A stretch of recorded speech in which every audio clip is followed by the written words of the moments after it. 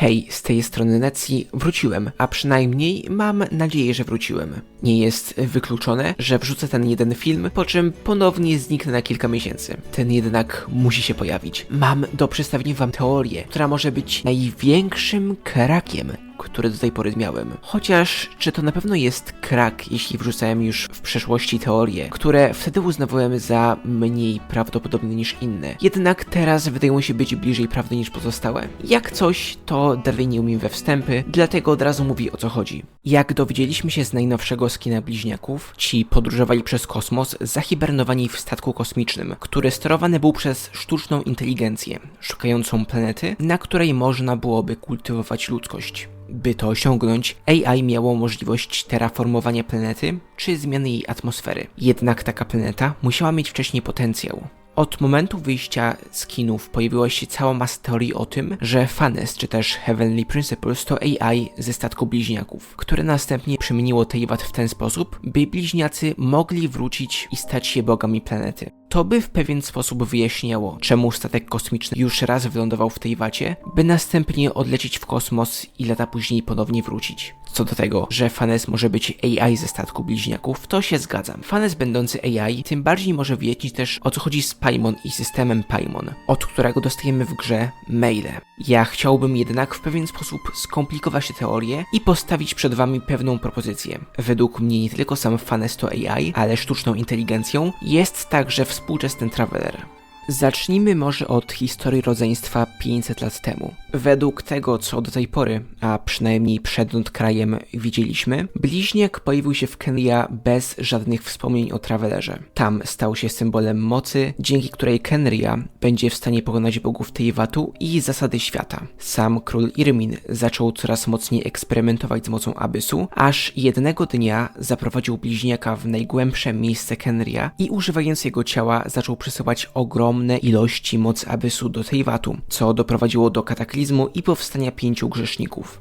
W tym miejscu historia bliźniaka się jednak rozdziela. Jak wiemy, bliźniak miał po tym wszystkim dostać klucz do statku kosmicznego od Diredyw, która przy okazji powiedziała, że spotkała Travelera, co spowodowało, że bliźniak uciekł z Khenria i pobiegł do statku kosmicznego, by odnaleźć Travelera, w którym ten spał, co było zaprzeczeniem informacji od Diredyw. Bliźniak zbytnio się tym wtedy nie przejął i obudził Travelera, po czym razem spróbowali uciec z Teyvatu, w czym przeszkodziła im Asmodei, wiążąc ich w swoich kostkach. Z zapisków z Sumeru oraz od Dainsleifa dowiadujemy się jednak, że w tym samym momencie miał on odnaleźć bliźniaka w Khenria i razem z nim uciec na powierzchnię, po czym ci rozpoczęli swoją wędrówkę po kontynencie. Pierwsze wspomnienia Travelera pochodzą z czasów kataklizmu w Khenria, gdy bliźniak obudził go, gdy mogli oni razem uciec z tego miejsca, w czym przeszkodziło im Asmodei ze swoimi kostkami. Traveler następnie obudził się 500 lat później w okolicach Mondstadt, gdzie wyłowił Paimon, czyli byt, który do tej pory nie pojawił się nigdzie indziej w Teyvacie i nikt jakoś nie wydaje się jej zbytnio kwestionować. To jest moment, w którym musimy zadać sobie pytanie. Dlaczego istnieją dwie różne wersje bliźniaka? Do tej pory powiedzią uznawaną przez community było to, że Asmodei po prostu po złapaniu rodzeństwa wysłała bliźniaka do momentu 500 lat temu w czasie, a Travelera do naszej teraźniejszości. Pytanie tylko, jaki jest z tego sens? Czy nie lepiej po prostu zatrzymać bliźniaków uwięzionych w kostkach, wiedząc jak dużym zagrożeniem oni są dla zasad tego świata jako descenderzy, a przynajmniej tylko Traveler? Możliwe jest, że mamy do czynienia z dwoma wersjami bliźniaków i ten, który odnalazł Travelera i ten, który wyruszył w podróż z Dainsleifem, to dwie różne osoby. To jednak wydaje się być nierealne, ponieważ bliźniak, którego spotykamy w questach, ma wspomnienia wszystkich tych wydarzeń. Kolejne pytanie brzmi, w jaki sposób bliźniak pojawił się w Teyvacie, jeśli ani razu nie wyszedł on nawet ze statku kosmicznego. Mogłoby się wydawać, że na to pytanie odpowiedź odnaleźć można w tym, że bliźniak pojawił się w Teyvacie tak naprawdę podczas pierwszego lądowania statku kosmicznego, natomiast Traveler wylądował tu dopiero po drugim. Temu jednak zaprzecza opis jednego z namecardów, według którego bliźniacy pojawili się w Teyvacie w tym samym momencie, a wiemy, że chodzi tutaj o drugi przylot statku kosmicznego, ponieważ po pierwsze zaobserwowane to zostało przez uczonych w Kenria, a po drugie, bliźniacy mieli już zostać wcześniej złapani przez grawitację planety. Można uznać, że aktualnie posiadane przez nas informacje zaprzeczają temu, by bliźniak pojawił się w Teyvacie podczas ich pierwszej wizyty na planecie, jednak tak samo mamy informacje, które niejako wykluczałyby zejście dopiero podczas drugiej wizyty. Wiemy też, że odpowiedzią nie może być po prostu prawdziwy bliźniak nigdy nie wyszedł ze statku kosmicznego Iten, który zawsze chodził w interakcji z Teyvatem to kopia, ponieważ wiemy, że 500 lat temu znajdował się w nim tylko Traveler, a aktualnie statek jest pusty. Podobnie bliźniak nie może być tylko i wyłącznie nigdy nieistniejącym wymysłem Travelera, ponieważ ich istnienie potwierdza opis nowego skina. Tak dużo pytań, tak dużo odpowiedzi, jednak one wszystkie są sprzeczne. Żeby jednak zrozumieć, w którą stronę z tym wszystkim brnę, chciałbym teraz wytłumaczyć, dlaczego uważam, że Traveler, ten, którym gramy od początku gry, nie jest prawdziwym Travelerem.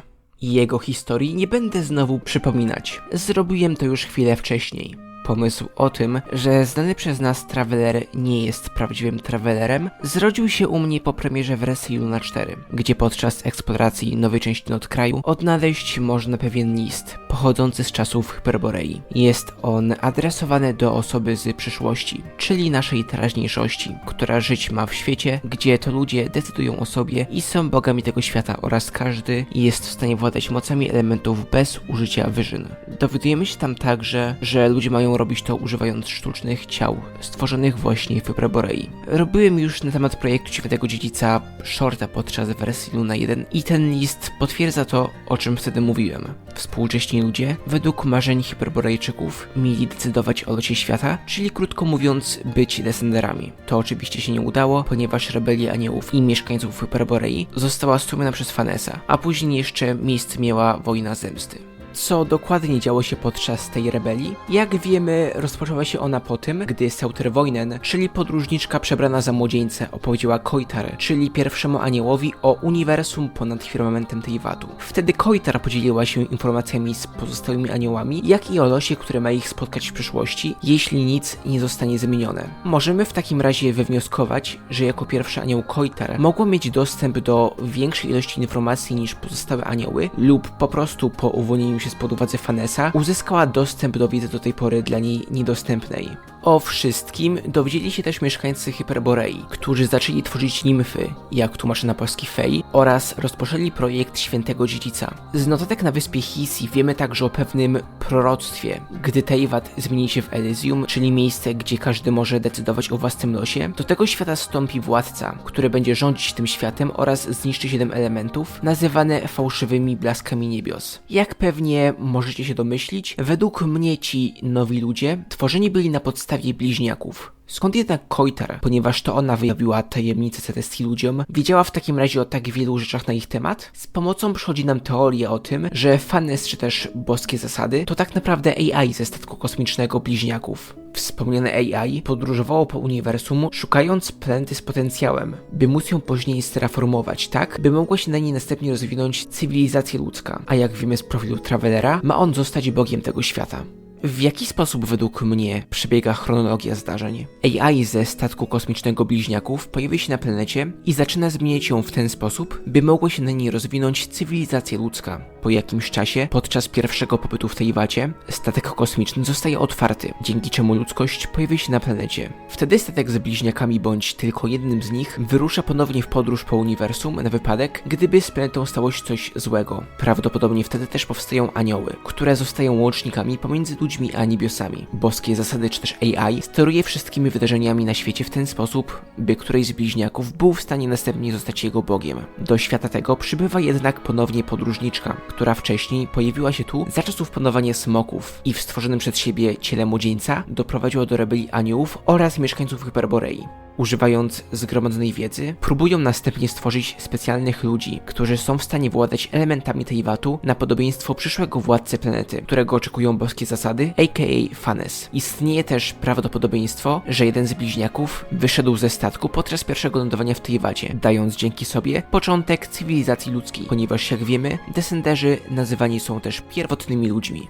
Mamy tutaj całą masę kontradykcji. Dowiadujemy się, że jeden z bliźniaków zarówno opuścił statek kosmiczny za pierwszym lądowaniem w tej wacie, ale opuścił też i za drugim, czemu wydają się potwierdzać uczeni z Kenrya. Tutaj stawiam tezę, że bliźniak opuścił statek podczas pierwszego lądowania, natomiast nie jest to ta sama wola bliźniaka, którą spotykamy aktualnie. Według mnie wszystko wyjaśnić można jednak tym, że umysły bliźniaków zostały sklonowane i skopiowane. Tutaj dochodzimy do momentu, w którym zaczynam przedstawiać wam argumenty, czemu myślę, że Traveler z gry nie jest prawdziwym Travelerem. Traveler już kilka razy w questach opowiadał, jak to ze swoim bliźniakiem podróżował po różnych planetach, oglądał na nich gwiazdy i tak dalej. Z opisu najnowszych skinów dowiedzieliśmy się jednak, że podróżując po uniwersum przez całą drogę spali i jedynie AI statku symulowało, jak mogłoby wyglądać życie bliźniaków na danej planecie. W jaki sposób Traveler miałby mieć wspomnienia momentów, których nigdy tak naprawdę nie doświadczył? Według mnie ma to związek z tym, że Traveler jest tak naprawdę kopią umysłu Travelera. Kopia ta następnie została przeniesiona do ciała stworzonego w Hyperborei na podobieństwo Travelera. W ten sposób wyjaśnione jest, czemu Traveler nie jest w stanie używać swojej oryginalnej mocy, jednak jest w stanie korzystać z mocy 7 elementów po połączeniu ze statuami Arkonów. W jaki sposób miałoby to wszystko w takim razie działać? W jaki sposób kopia umysłu Travelera miałaby pojawić się w ciele stworzonym w Hyperborei? I co z prawdziwym Travelerem? Na sam początek odpowiem na ostatnie pytanie, ponieważ uważam je za najłatwiejsze do wyjaśnienia. Według mnie Traveler, którego widzimy na samym początku i który zostaje złapany przez Asmodei, to jest właśnie prawdziwy Traveler. Nie został on jednak uwolniony, a dalej znajduje się w jednej z kostek Asmodei, albo już nie żyje. Skąd natomiast pochodzić ma kopia umysłu Travelera przeniesiona do hyperboreańskiej kopii? Według mnie opcje są 3.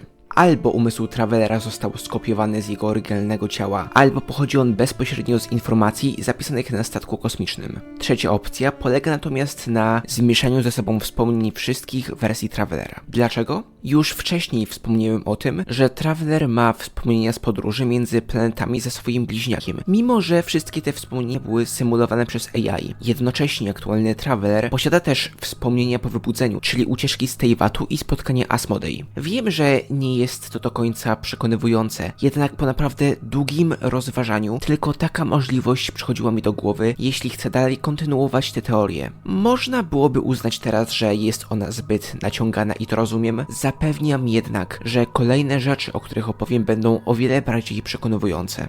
Teraz przejdźmy do pytania dlaczego? Dlaczego według mnie mogłoby dojść do tworzenia różnego rodzaju kopii, transferu umysłów do sztucznych ciał i tym podobne? Na razie przedstawiłem wam sam wynik, ale nie podałem żadnych poszlak, które miałyby na to wszystko wskazywać. Sam miałem z tym przez pewien czas problem. Widziałem, że informacja, którą dostaliśmy o hyperborejskich ciałach mogących władać mocami elementów bez Vision, musi mieć połączenie z Travelerem. Inaczej, jaki cel miałby przekazanie nam informacji o ich istnieniu przez Hoyo? Gdzieś dzwoniło, ale nie wiedziałem w którym kościele. Dlatego zacząłem szukać rzeczy, które byłyby w stanie w jakikolwiek sposób uwiarygodnić tę teorię. Sprawić, że część rzeczy, które aktualnie nie mają dla nas sensu, zaczęłoby robić sens. I wiecie co? Chyba znalazłem. W latach 80. zeszłego wieku pewna osoba o imieniu Rupert Sheldrake stworzyła teorię pola morfogenetycznego. Według niej w przestrzeni znajduje się wspomniane pole, które oprócz DNA ma być kolejnym czynnikiem genetycznym kształtującym organizmy. Pole morfogenetyczne ma służyć do przekazywania pamięci jakichś zdarzeń przyszłym pokoleniom. W skrócie, jeśli danej osobie udało się czegoś dokonać w przeszłości, osoby w przyszłości poprzez zapisaną w polu pamięć tego wydarzenia mają podświadomie posiadać już umiejętności, by to osiągnięcie powtórzyć. Muszę w tym miejscu zaznaczyć, że teoria ta jest jedynie teorią spiskową i nie ma żadnego naukowego potwierdzenia. O ile nie wydaje mi się, że to właśnie bezpośrednio z tym mamy do czynienia w Genshinie, tak teoria pola morfogenetycznego została użyta i zmodyfikowana w innej serii gier, Zero Escape. Od razu powiem, że nigdy w żadną grę z tej serii nie grałem i to, o czym teraz powiem, dowiedziałem się z własnego researchu oraz też przekazują mi osoby grające w tę grę. Dlatego jeśli graliście w Zero Escape i uważacie, że coś teraz przekręciłem, to napiszcie o tym w komentarzu. W ogromnym skrócie, w grach Zero Escape ludzie mają być połączeni ze swoimi alternatywnymi wersjami z różnych linii czasowych, właśnie przy pomocy pola morfogenetycznego. Część ludzi natomiast ma mieć umiejętności bezpośredniego wpływania na pole, dzięki czemu mogą niejako telepatycznie przesyłać informacje swoim wersjom na różnych osiach czasu. Niektórzy są też w stanie skakać swoją świadomością między różnymi osiami. Chyba możecie już się domyślić, w którą stronę z tym idę. W Genshinie pojawiły się momenty, w których bliźniacy wydają się otrzymywać wspomnienia, których wcześniej nie posiadali. Dla przykładu dajmy quest We Will Be Reunited z wersji 1.5. W nim dostaliśmy potwierdzenie, że miejscem, z którego uciekali bliźniacy 500 lat temu, było Khenria. Teoretycznie Traveler nie był w stanie o tym wiedzieć, ponieważ Paimon nigdy nie opowiedział mu tej historii. Tam jednak dowiedzieliśmy się o tym, że Traveler o Khenria wie. Wtedy jako community założyliśmy, powtarzając za Paimon, że Traveler musiał dowiedzieć się o historii Khenria, na przykład samemu czytając książki historyczne z biblioteki Mondstadt. Jeśli natomiast zastosujemy w tym miejscu teorię pola morfogenetycznego, możemy założyć, że wiedza o Khenria mogła morfogenetycznie zostać Travelerowi przekazana z doświadczenia bliźniaka. Teoria ta może obalona obalona słowami samego Travelera, który powiedział wtedy, że bliźniak wspomniał mu o Khenria tuż po tym, jak został obudzony. Jednak jeśli miał on przez cały czas te wspomnienia, to czemu nie powiedział o tym Paimon? Istnieje możliwość, że nie chciał on jej wyjawić tak wielu rzeczy na swój temat, ale przypomnijmy sobie, że jedną z pierwszych rzeczy, o której Paimon dowiedziała się o Travelerze, jest to, że został on uwięziony w tym świecie przez nieznanego boga. W tej wacie istnieje wiele długowiecznych bytów, które przeżyły kataklizm 500 lat temu. Myślę, że opowiedzenie o doświadczeniu tego momentu Paimon byłoby o wiele mniej dziwne od powiedzenia, że nieznany Bóg uwięził go w tej wacie.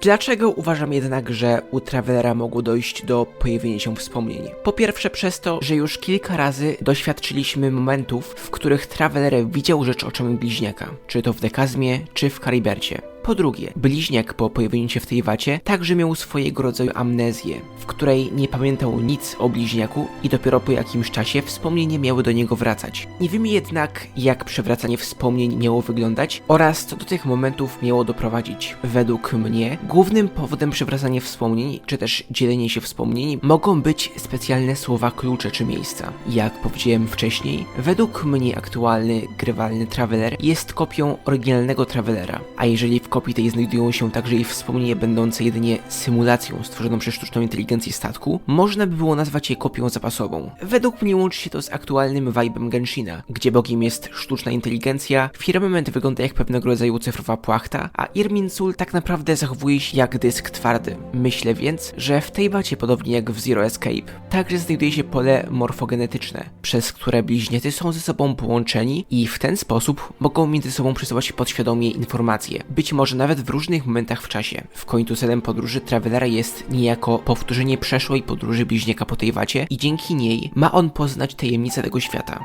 W jaki sposób w takim razie według mnie wyglądała historia bliźniaków po ich drugim przybyciu do tej watu?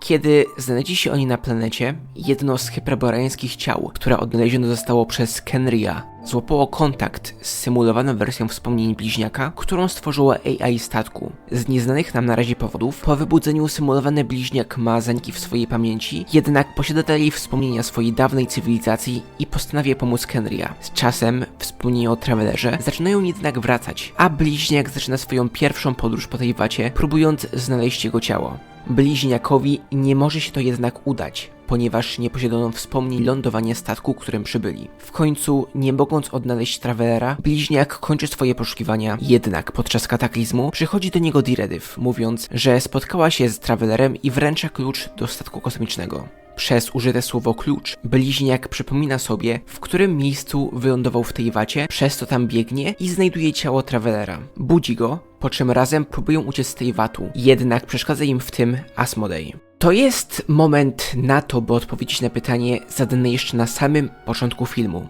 Czy bliźniak, który odnalazł Travelera i który walczył w Khenria, to ta sama osoba? Według mnie nie. Jeszcze może miesiąc temu byłbym innego zdania i ta teoria poszłaby zupełnie gdzie indziej. Jednak w wersji Luna 5 dowiedzieliśmy się o czymś bardzo szczególnym.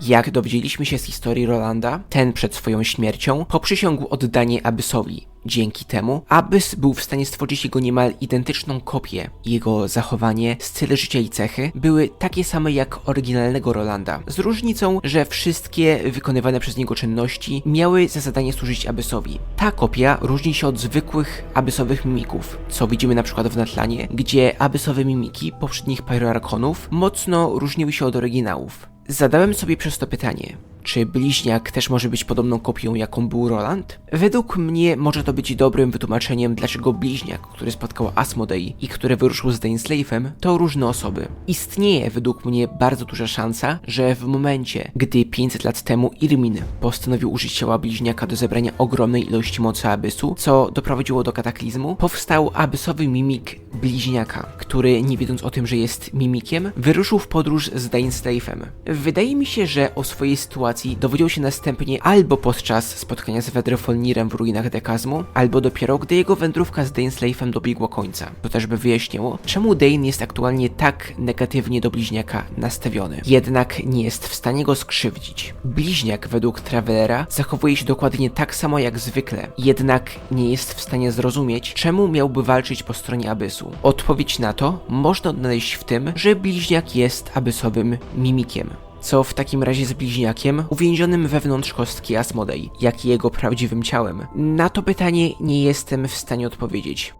Ten film jest długi, dziwny, skomplikowany i inne tego typu przymiotniki. Dlatego w skondensowanej formie powtórzę, co według mnie zadziało się w tej wacie. Statek kosmiczny wylądował na znalezionej przez sztuczną inteligencję planecie, po czym zaczął ją zmieniać w ten sposób, by mogli na niej przeżyć ludzie. Stworzył cienie, które miały mu pomagać w utrzymaniu porządku, oraz anioły, mające być łącznikami pomiędzy nim a ludźmi. Zmiany w planecie doprowadziły do zagłady smoków, które jednak nie były w stanie obronić się przed obcą mocą. AI następnie otworzyło drzwi statku kosmicznego, z którego wyszedł oryginalny bliźniak i dał życie nowej cywilizacji ludzkiej. Sztuczna inteligencja, znana jako boskie zasady, rządziła jednak brutalnie i szybko rozprawiała się z każdym, kto próbował zakłócić ustalony porządek. Na planecie pojawiła się wtedy Seutre-Woinen, która kamuflując się w ciele młodzieńca próbowała rozpocząć rebelię, opowiadając Koitar, czyli pierwszy anioł, o cudach uniwersum ponad firmamentem. Doprowadziło to do stworzenia nimf, czyli fej, oraz rozpoczęcia projektu boskiego dziedzica, którego zadaniem było stworzenie sztucznych ciał dla ludzkości zbudowanych na podstawie pierwotnych ludzi, czyli bliźniaków.